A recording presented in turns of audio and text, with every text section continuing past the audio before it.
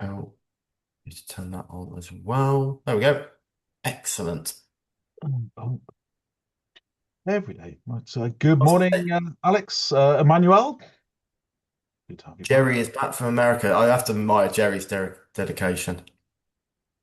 So I just see Carrie Abbott's name disappeared on the list very quickly. Hey, Carrie, how you doing? Hope you're well. Good to have you on the session today. Kristen, Leanne, Lorna Campbell, how you doing? Mary Owls, one of our faithful. Um, Michelle Farmer, welcome back. Rebecca Lambourne, hope you're doing okay. Good morning, Mike. How you doing? Or good afternoon, Mike. I'm good, thank you. Really good. Yes. Welcome to today's session.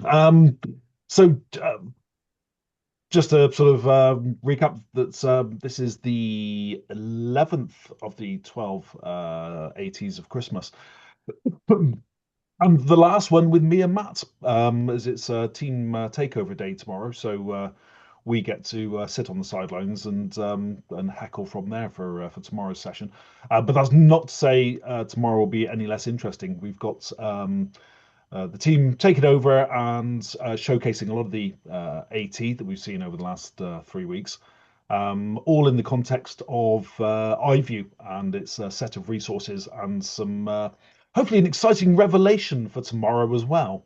So yeah, we're very much looking forward to that. Jerry Anderson gets the prize of the 12 ATs. It speaks to the quality of the sessions. I think it speaks to the quality of the guests. Jerry, certainly not the hosts, but we sort of I was going to say tomorrow's will probably be a lot better, I would imagine, without us on it. I mean, if you watch the numbers go up tomorrow and stuff when they realise that we're not there. yeah, yeah. Probably should do that next year, shouldn't we? Sort of we'll just heckle from the sidelines. Was it Stadler and Waldorf, the guys from the Muppets, the two old men? No.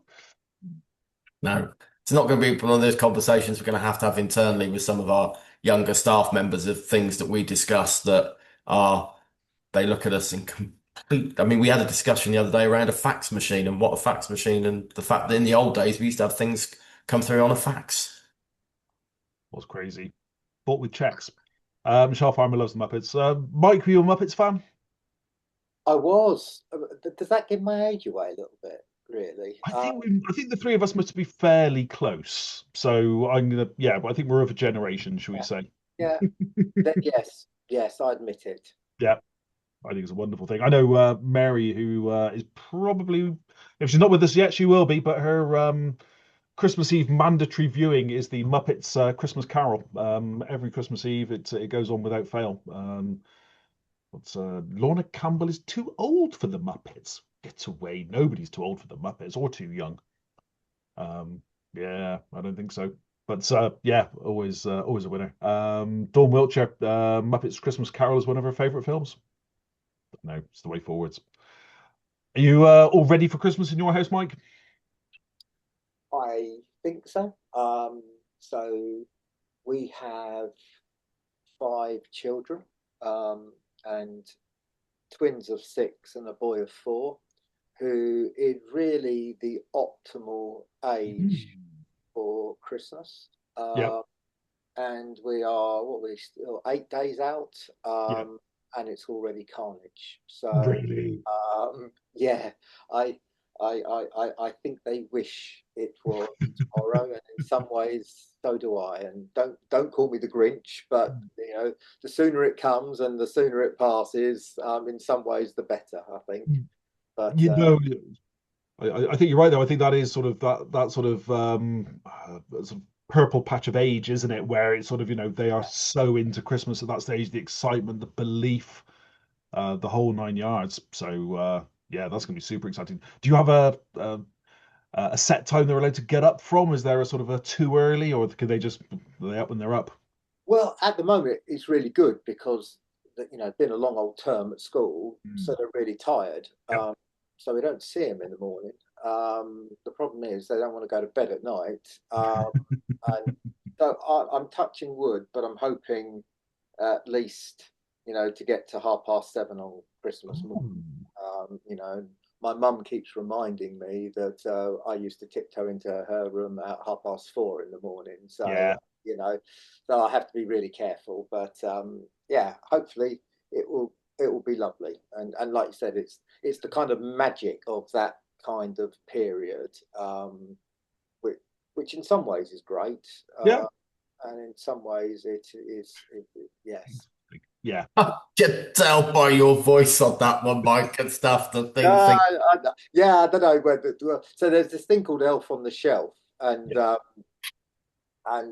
ridiculously, we started it a couple of years ago, Mm. and they absolutely believe in it, and just Oh, the yeah. stress of remembering it every night, Yep. moving it to a different position, and then remembering not to touch it or do anything. And goodness me, and we had to go and buy some candy canes the other day because they were fearful that someone would touch and all the magic would go, and therefore apparently um, candy canes is the only thing that will retain its magic. So I, Right. I look at my wife and I just gaze and just go, but yeah, piling in. Yeah, it is the sort of the last few years the Elf on the Shelf thing has started, and yeah, the pressure to be inventive every day and come up with something different they've been up to overnight. Yeah, I know, but we thankfully haven't had to do it for a few years. But yeah, he nearly ended up being cooked in the cooker on a couple of occasions in the oven when we sort of forgot where he was and sort of came down or went down that evening and put the oven on to start tea and yeah, nearly got roasted a couple of times. But yeah, I think and the dog nearly had him a couple of times as well. But yeah, that pressure is it's big, especially when they're so excited about it. So yeah. I'm, I'm glad I missed all those sort of things and stuff. I'm glad the girls are so much older that I don't have to think about those sort of things. It is quite entertaining because I think Matt, you're probably the youngest of the three of us. I'm going to guess, and I reckon your kids are the oldest. So I'm not sure what that says, but There we are. See, you'll be that's a granddad hot soon. paper round. That's what it was. That's why I look so much older. Next year. I think granddad Matt. I think something to look forward to. Um, uh, Ryan Bowes, the magic is gone in our house, so I thought it meant no more Alf. But no, they still expect you to do it. Ryan, you need to tell us how old your kids are if you're still doing that. That'd be interesting. Andrew Vasey also has Dogmas for his Bichon, who is 4.5, and he's 42. Yep, that's fair enough. I can understand that. And Dawn Wiltshire, her 22-year-old, still wants me to take her to the panto every year. Yeah, it's been a couple of years since I did a panto, but uh, Sean Hall's teens are 16 and 17 and still expect the elves. Uh, they should do it for you, really, Sean. I think I'd sort of task them with doing it next year. And Ryan's, yeah, 10, Well, 14, and 16. I was going to say, I think Sian's in North Wales, isn't she, somewhere? So she could perhaps sort of, like, I don't know, take Sian, put elves up the Great Orme and then get the kids to go and find them. That would be easy. That would take care of Christmas. That's a good old steep hill, that is. That's Yeah. a good Welsh name like Sean. I would certainly hope so. So, no, that's all good. Awesome. Right. I think the goats nearly had them last year. That's a good choice. So just to properly welcome Mike now that our delegates are here today, and thank you everybody for joining us. So delighted to round out mine and Matt's sessions of the 12 ATs with Mike Adams from Purple. Thank you for joining us today, Mike. Really appreciated. Thank you. So in terms of 2025, has that been another good year for Purple? Yeah, it's been really busy. So Purple is an organisation that's trying to change the disability conversation, and very much like you and others, there is a commercial and social common sense issue to disability inclusion, um, and what we're trying to do is get businesses to see the opportunity and not see disability as about charity, welfare, corporate social responsibility, but see it as a kind of value and the disability market with the purple pound.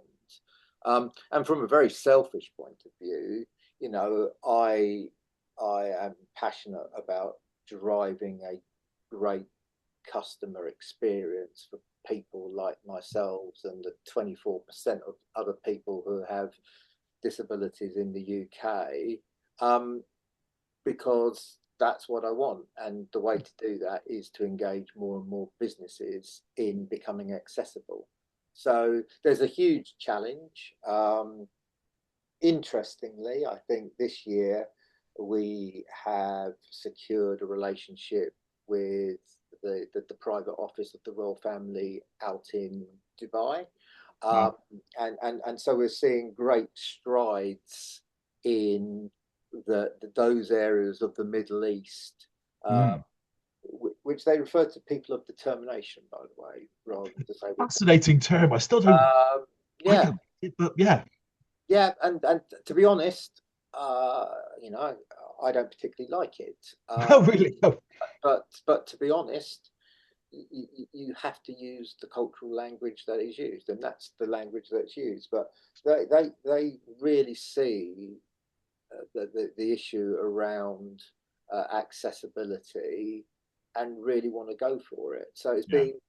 it's it's been interesting. You know, in the UK, I think Matt and I for years have talked about not the grind, because there has been changes, there has been progress, and then you're in an environment where the speed of development and change is rapid. Mm.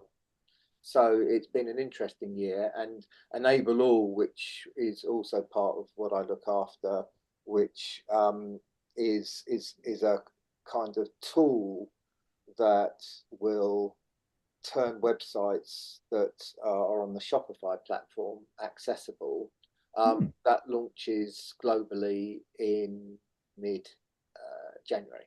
Mm. So everything is ready for that kind of launch, and it felt a really long build up.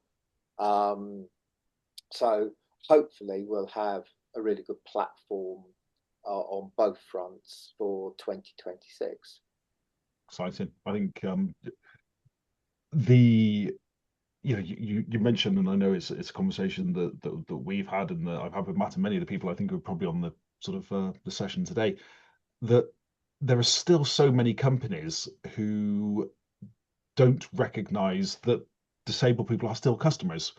Yeah. They're why differentiate? Why, and I know companies who spend, inordinate amounts of money trying to grow their customer base by a percentage point or 2 percentage points, when by being inclusive, you could grow your customer base by 20 points.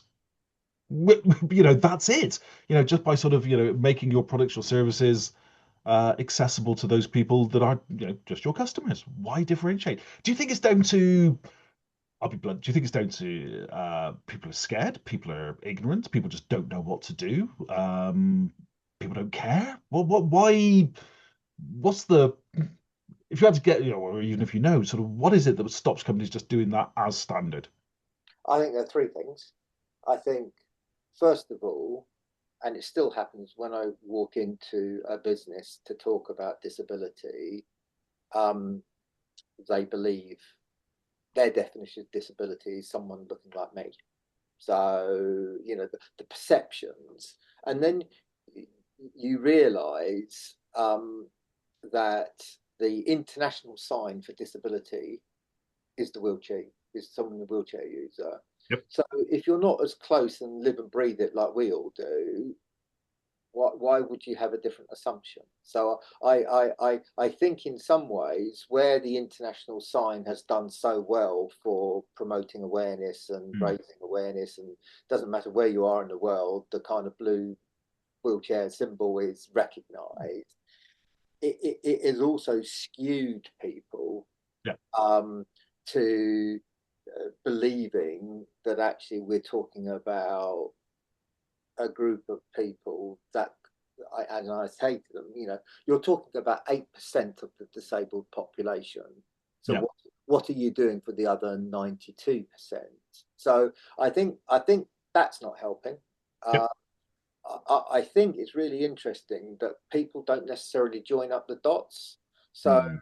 when you talk to people and say, well, do you know someone who's on the neurodiverse spectrum? Do you know someone who's got long COVID? Do you know someone with long-term health conditions? Do you know someone with dyslexia, diabetes, mental health, Yep.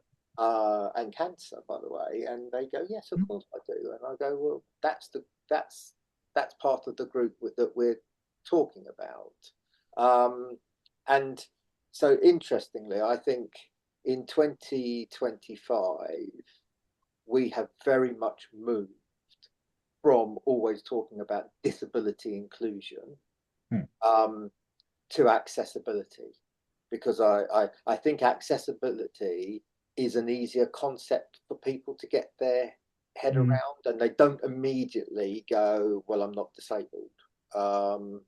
And the third reason, by the way, is because this is my view, but because disability has traditionally been steeped in charity, there is a real issue of guilt by businesses in exploiting disabled people to make money. Yep. And it's there and it's raw, and you know, it doesn't matter how much I explain. Actually, I want you to deliver for me a much better customer experience. So actually fill your boots, because it works for me and the 14 million others. But that's a really hard message to get across. And you know, you always know you've got a problem when you get so far down the road, and then they go, look, we just need to bring in our PR people here, you know, and then they go, this could be a risk, you know, because we don't want to be seen. So that I think, you know, there's a multitude of reasons, because I don't think predominantly in 2025 businesses set out to discriminate against a group of people. I really don't. Yeah. But actually, the assumptions that they have, the effort that they think they have to put in, the cost that they think they have to put in, doesn't equate with the reality. Yeah, it's interesting. Michelle's just put in the chat that you know, people don't consider digital accessibility, physical accessibility, all of those things until the very last minute. So rather than bake it in at the very, very start, when it would be relatively inexpensive to do, and would probably give everybody a better experience, they wait until the last minute. They go, oh, bugger, I've forgotten. And it still happens so often. We see it on such a regular basis. You know, whether it's systems, buildings, job, whatever it is.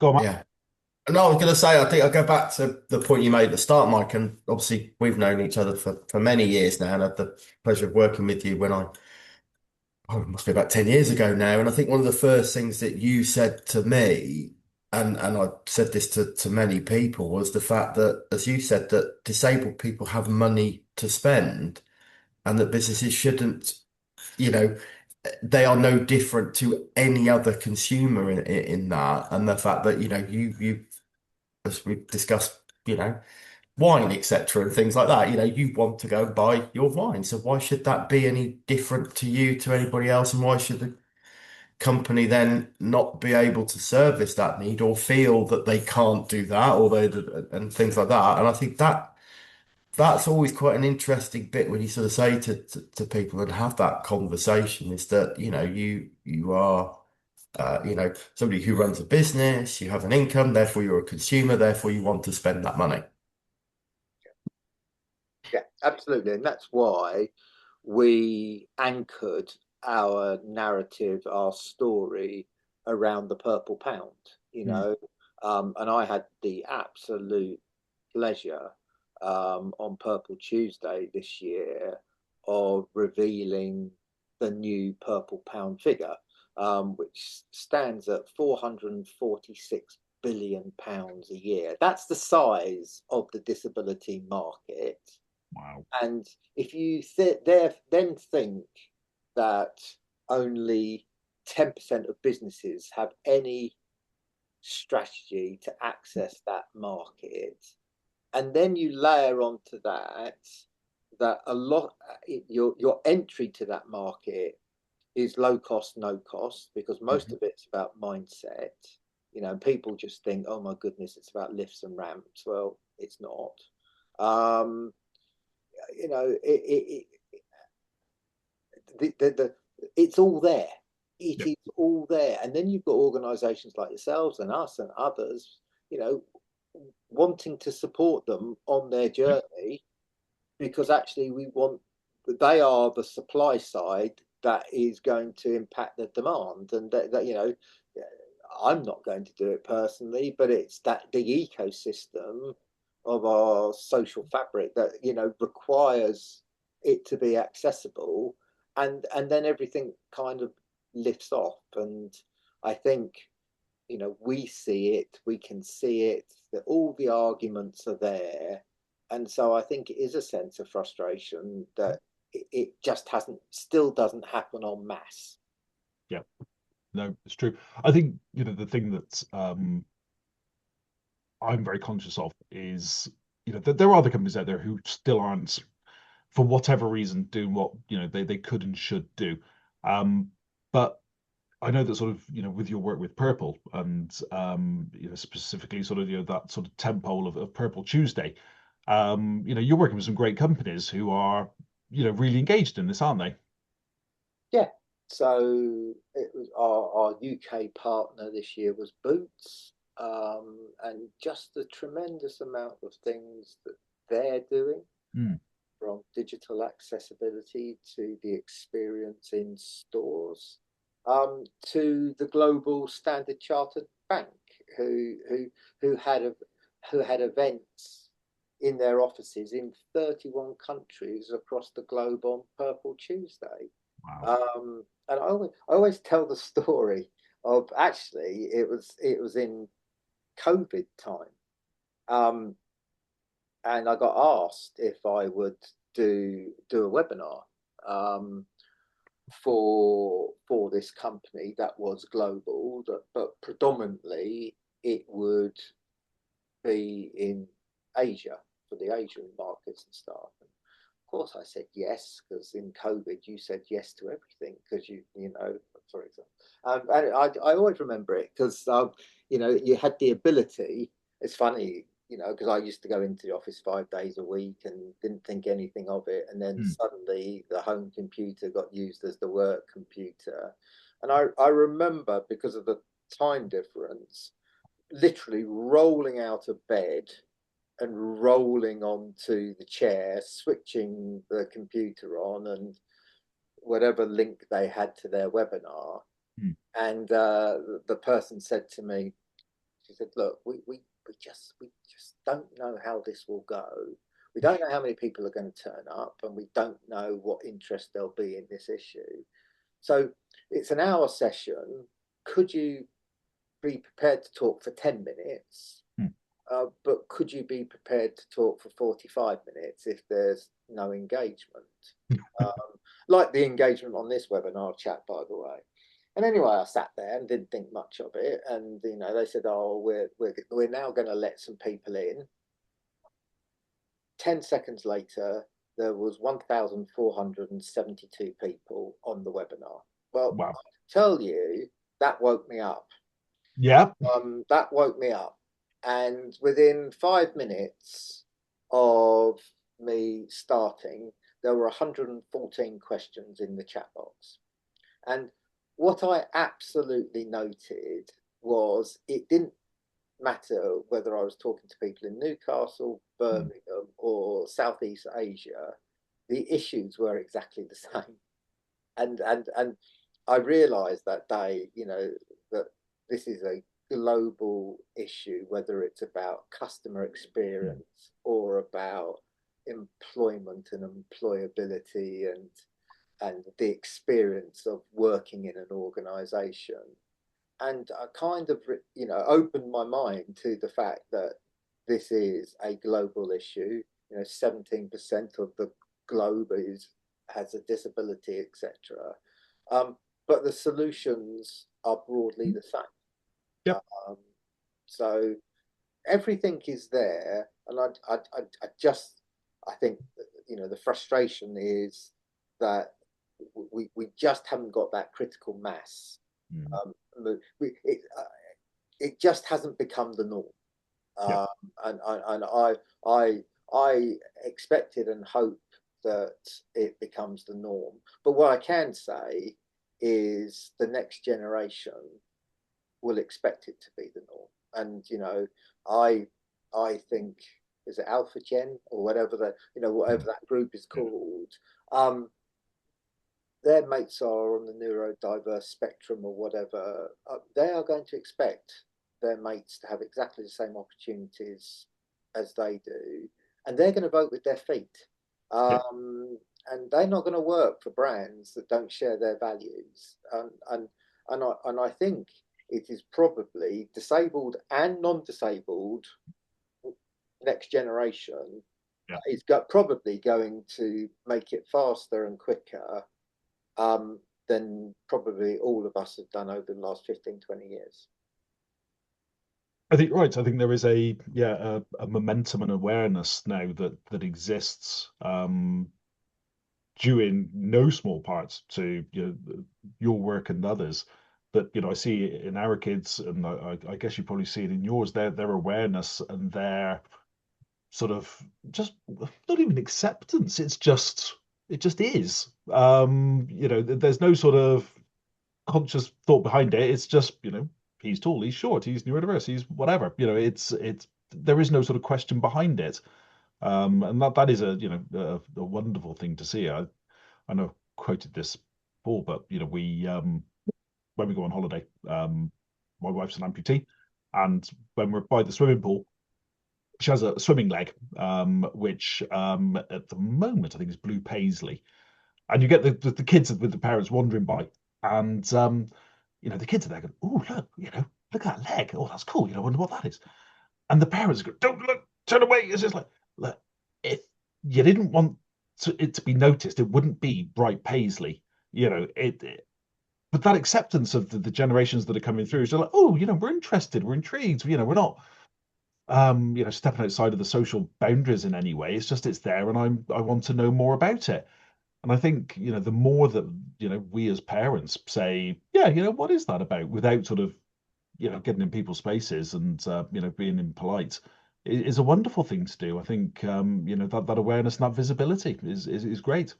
You made an interesting point earlier, Mike, about language, but I can't remember if we were live or otherwise. Oh, we were people of determination, and the blue badge symbol. And I know, me and Matt a few years ago were over in the US at ATIA, and we were just walking through the car park, and it's a big sign which was for handicapped parking, which we were like, what? That's a term that in the UK we haven't used for, oh, couldn't you say when?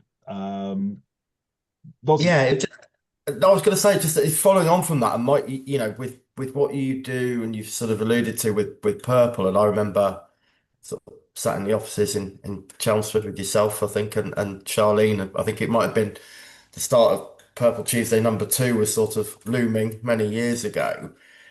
As that sort of expanded and you are sort of, doing that globally now, we talk about people seeing, the sort of the change in mindset from younger people and things. Do you think it is also different in different countries in terms of that sort of adoption or understanding or because as Anthony said, when we saw this sort of thing saying handicap parking, we're thinking, oh, did we ought to say something here? But then again, it's different terminology, it's different things. Are you seeing different countries differently and how they react to stuff as well from a cultural point of view, I guess? Yes, yes is the answer to that one, and it's particularly I'm not saying stark, but it's interesting if you take the Middle East, for example, um, and so in the UAE, it's people of determination. Hmm. In Saudi, it is disabled people with disabilities, and in other places, it's disabled people. And I don't get wound up or hooked on the language because, as I said to you, I think you have to respect the language that is used.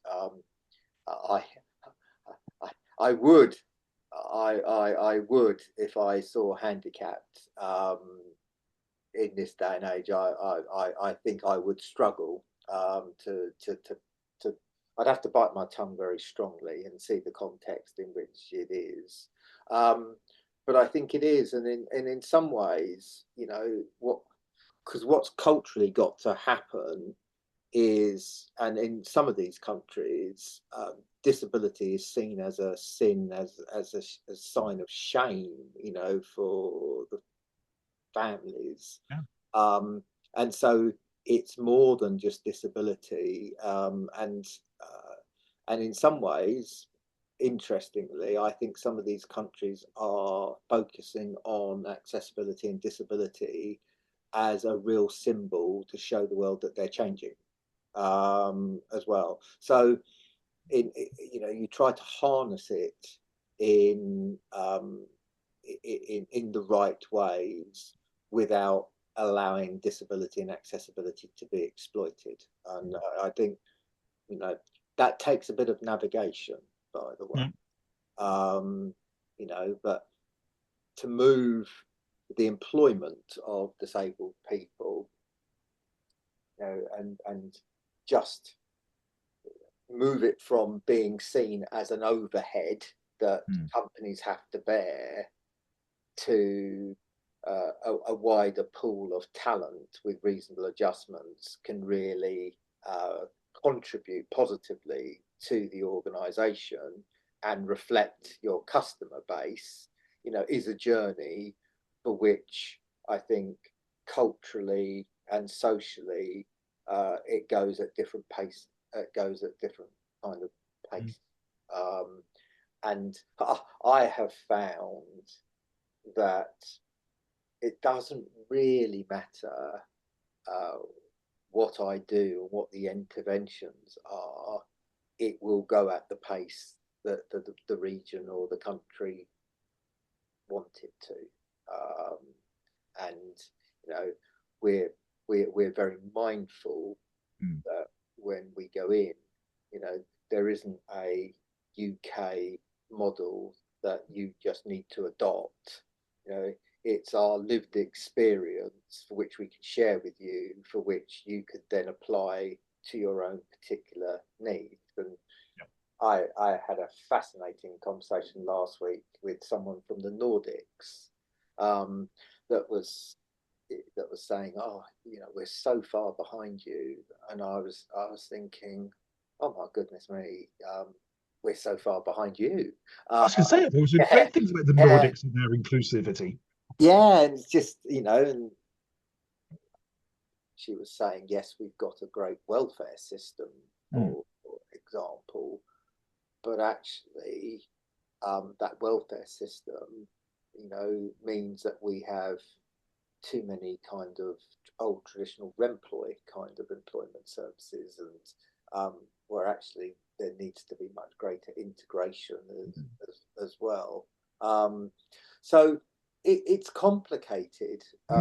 Accessibility is complicated in some ways, and it's very straightforward in the other. But back to the 3 points I said about my frustrations and the reasons why.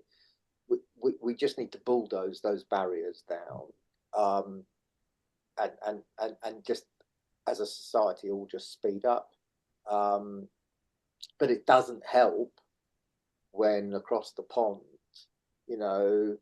that there's pushback against this whole agenda. I'm not making it political. I think it's fact, and that's frustrating. Yeah. And, I think it would be easy to, point the finger at an individual, but an individual on their own can only sort of, be that lightning rod. There's still everybody around them that is obviously thinking that, and there's, the hearts and minds to change and temper. I think, you had so many good points, but, in terms of that sort of attitude of companies, that ability to attract and retain good talent, You know, the ability for your talents to be their best person at work. You know, give them the tools to do their job right. Same as, you know, whether you want a different keyboard, a different mouse, you want a switch, you want screen reader, you want whatever. Why would you not enable people to do the best job they can, just commercially? You know, even if you don't care about the ethics, to not do it is unbelievable. In terms of changing hearts and minds, and I one thing I want to come back to is sort of what inspired you to create Purple and in particular Purple Tuesday. But in terms of changing hearts and minds, I think the one thing that people are scared of is the I'm going to use the word confrontation because I can't think of a better one off the top of my head. But you know, when you do see those things that you don't like, or somebody isn't behaving properly, how you broach that with them. And is that why people are scared? Because they're worried about, oh, if I do that, somebody will tell me I've got it wrong, and if I do this, I can just plead ignorance. How do you have those conversations? Well, let me answer both your questions in the same answer, really, because about where did Purple Tuesday come from? So it was almost to the day in 2017. I went Christmas shopping with my partner Mm, and went to a shopping centre in the southeast England, and we went into 28 shops that day.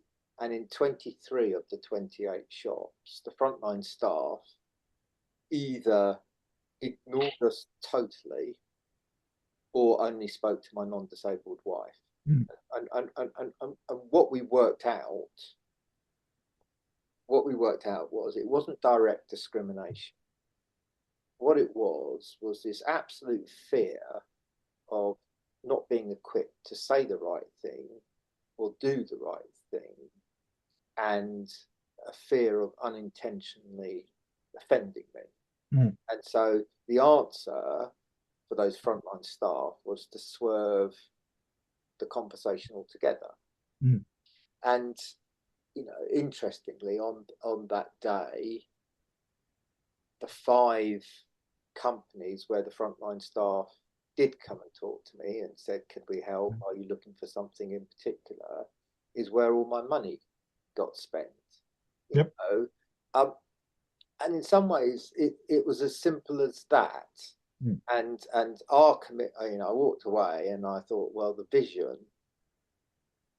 is, can we support these businesses to start to develop and make some commitments in this area, so actually frontline staff, back office staff are equipped to have those conversations? Because if that works, then uh, you know, more people like me will go to their shops and spend their money, their purple pounds. And I always say to people, if you go out to a restaurant and you have a really, really poor experience, you would be unlikely to go again.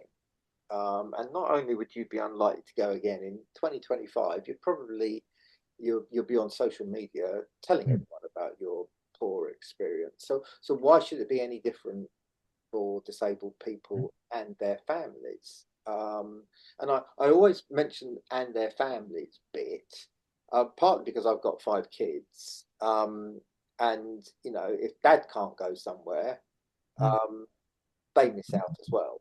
So, if there is a tourist destination attraction that's not accessible, then none of us go really. yep. So it has a wider ripple effect. Mm, Um, and I think what's strange about all of this for me is that if people, the delegates listening today, if you think about autism, ADHD, dyslexia, long COVID, cancer, mental health, mm, I suspect most people will know someone, either through family or network, mm, um, who has that. So the connections are there. Um, and I also believe, if you take race and gender, for example, in 2025, most of us know what is appropriate and what isn't appropriate to say. Um, and and therefore I don't buy this nervousness about disability and stuff like that, because I do think it's all about context. Yeah. Um, and you know, I think people should work on the basis that 99% of disabled people will take what you say in the context in which it's given. And I don't want to get into a situation where people are hesitant and step back because of the fear about the 1%. And I think that's where we are. So I think we as a society have a responsibility to push through. Yeah. And just think about your nephew, your grandma, your cousin, or someone and just go, would you like them to go into a shop, restaurant, hotel, and have a poorer experience simply because they happen to have an impairment and disability? And the answer almost universally is no. So, Yeah. you know, let's let's let's sort it. And by the way, just in relation to all of this, um, why why should the gateway of online be closed to disabled people? Because most of us now have a hybrid life, whether it's work at home and work in the office, and have a hybrid life in terms of our interactions online and face to face. Mm. So I make no distinction because it's all part of what we mustn't do. And I think I saw something about AI earlier on the chat. Mm. What we mustn't do is open up accessibility and digital accessibility, and then go and put more gates in place for some of the new technology that's coming on. Absolutely true. I think one of the concerns I think I have, but just sort of as things develop is. This came up in one of the other 12 ATs, but when I look at social media and when I look at the news and how much of it thrives on bad news and bad examples of, I tried to help somebody in a wheelchair and they shouted at me or whatever it may be, and yeah, the crap like that that gets shared and posted because it fuels some people's perceptions and validates their attitudes is I do think the news and social media could do so much more to help our situation.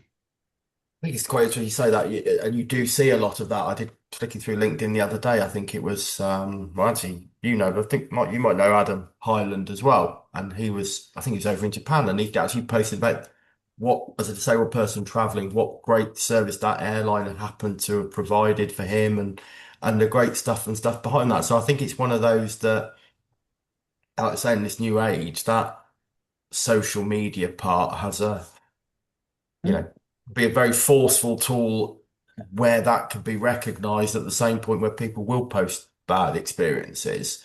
And and I suppose it goes back to that sort of original point, doesn't it, around the fact that as a consumer, we want the best that if we're paying for it, we expect a certain level, whether we be, disabled or otherwise, that is what we are paying for, and therefore our money is no different. I mean, I think actually, we go to Germany for the Rear Care event every year. That is a huge, huge thing. And again, in Europe, how they are very different in their approach to sort of, look, this is all the great tech we've got. This is the sort of, the adaptions, all the bits and pieces stuff. And people are openly having those conversations about the fact of what it is, what it can do, and actually what is the cost of it, and that actually what is this, this is a solution, and therefore it does have a cost. Yeah, And I think it's having those open conversations, isn't it? it is. Make that investment. No, very true, very true.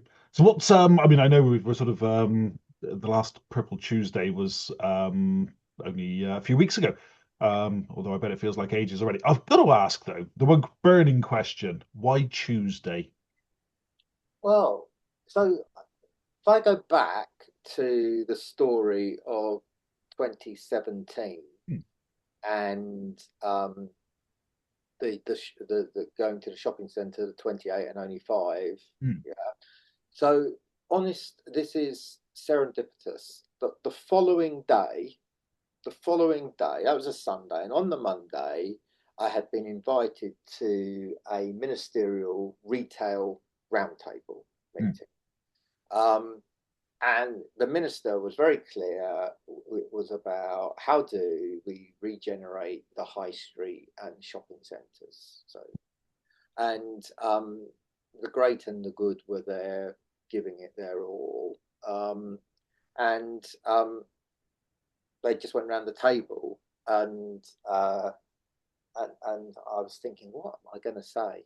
And anyway, it came to me, and I just said, look, let me tell you about my experience yesterday, and let me tell you about how big the disability market is, and how retailers are simply missing out. You know, we have Black Friday, we have Cyber Monday, the colour of disability is purple. Why don't we create Purple Tuesday? Nice. And that was it. And that was it. And it stuck ever since. And so my life now is woven around Tuesdays, because most of the things we do have to sit on a Tuesday. Okay. But funny story. So when I first went to Saudi about 3 or 4 years ago, and we were talking about Purple Tuesday, and they were just saying, "Oh, what a brilliant concept it is! What a great idea it is!" And they said, "There's just two things we don't like about it. One, we don't like the colour purple, so we'd like to go for green. And two, we don't like Tuesday. We prefer Friday." So I said, "Oh well, okay. So actually, it's Green Friday rather than Purple Tuesday, you know." But yeah, so it from that moment it kind of stuck, and so it's always been Purple Tuesday. Nice. What a fantastic origin. I love that. That's brilliant. It's amazing how these spur of the moment things can just take on a life of their own. That's Yeah, brilliant. Amazing. So obviously sort of yeah, planning towards excuse me, sort of the next one. It's always in November, isn't it, Mike, if I remember rightly? yeah. So it's I think it's November the 3rd. I Right. think it's November the 3rd. Awesome. Well, I know, doing what we do, we've seen a lot of the amazing work that you're doing to raise that profile of, people being able to access retail, and whether you say is that's the high street or online is doing a huge amount, which I know there's more to be done, but Yeah, but just remember that we piloted it in year one in retail, mm, and I think we had 28 different sectors involved in Purple Tuesday this year. So it works right across all mm, sectors, from insurance to fintech to engineering. So it feels like most of the employment areas mm, are now engaged in awesome. housing. Yeah, exactly. Yeah. That's fascinating. There was one comment further back at the chat about procurement, and the fact that most of the sort of procurement experts aren't sort of factoring that into their sort of their buying choices, whether it's CRM systems or chairs, whatever it may be, buildings. And yeah, I know there's a good sort of interesting chunk of work to do around sort of getting those tenders and procurement exercises to just bake this in as standard. Yeah, exactly. And like public sector ones, they have the Social Value Act, and Hmm. you have yeah, but yeah, I think people make it up, and honestly, and I think organisations who set out their stall around procurement and go, we only want to work with people who have the same values as us, Yeah, and if you can show them, great, and if you can't, we don't want to work with you. yeah, It will take a few of those mm, to really kind of move the needle, I think. yeah, yeah. No, we had Hector Minto on last week, and it was great to hear how sort of Microsoft really have bought into that. But I still, get sort of they're not stories, they're facts about some of the larger online platforms for procurement, for management, for CRM systems.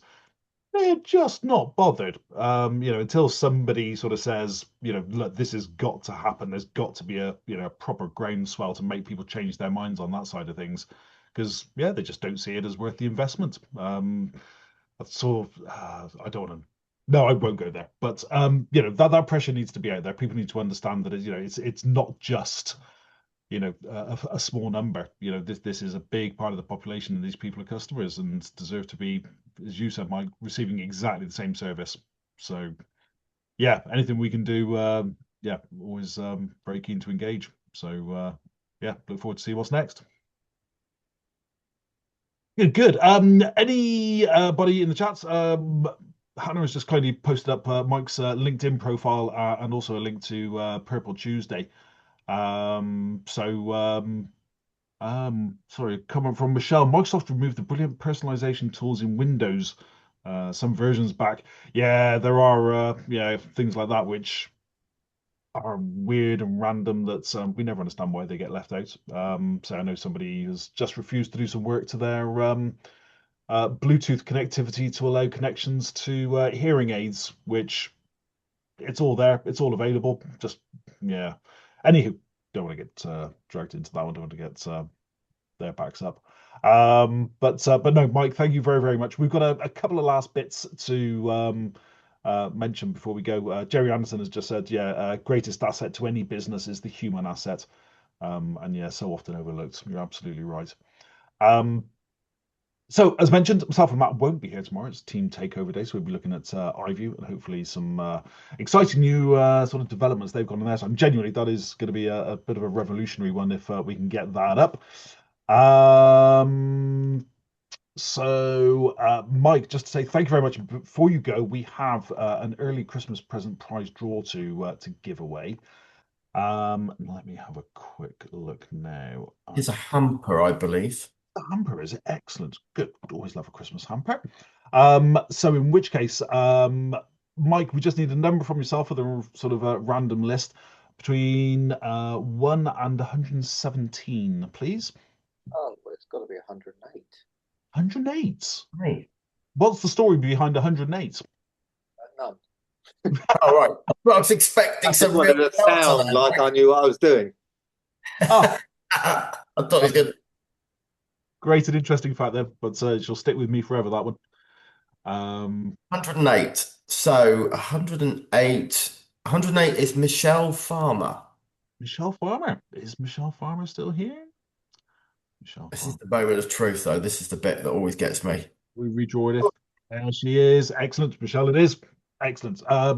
Michelle, if we don't have your address already, we will be. No, Mary has said that there are 108 calories in a banana. There you go, Mike. I thought I knew that, but Next time. Yeah, sorry, Michelle, we'll be in touch to get your address and get that out there. And yeah, congrats, Michelle. Very well done. Mike, what a great way for me and Matt to wrap up our part of the 12 ATs. Thank you so, so much. And yeah, we look forward to catching up with you again soon, I hope. thank Brilliant. you. Thank you all. No, Yeah, it's been great. Pleasure. brilliant. Cheers, Mike. Thank you. Appreciate it as always. Good, good. Right, in which case we'll leave everybody to go and have their lunch. And yeah, thank you to everybody in the chat for your contributions today. Really appreciated. And yeah, I think Mike, you can have some LinkedIn connections coming through. So yeah, people keep in touch with what you're up to. So really appreciate that. Right, everybody's disappearing at a rapid rate. So Mike, yeah, we'll wish you a good day. Yep. Thank And you. yeah, Look forward to catching up soon. Yeah, brilliant. Thank you very much. take care now. Cheers, Mike. Take care. Bye-bye. Bye. Bye. Jerry Anderson, if you're still there, yes, we will be at ATIA. So if you're around, please do come and see us. We'll be there with a couple of our branch jobs. No, we'll catch up. We'll get something booked in. Jamie, yeah, pleasure. Thank you very much for joining us. Really enjoyed all of it. Gary, look forward to seeing you soon. Michelle, thank you. And that's just Jerry and Laura left in the room. So guys, we will catch you all very, very soon. Thank you, Matt, for co-hosting these last few days. Always a pleasure. I've had a couple of them off, so but I'm sure tomorrow they'll get everything from the team. Smashed it. Right, there you go for anybody on the rerun. Thank you for joining, and yeah, we'll see you all soon. Take care now. Bye bye.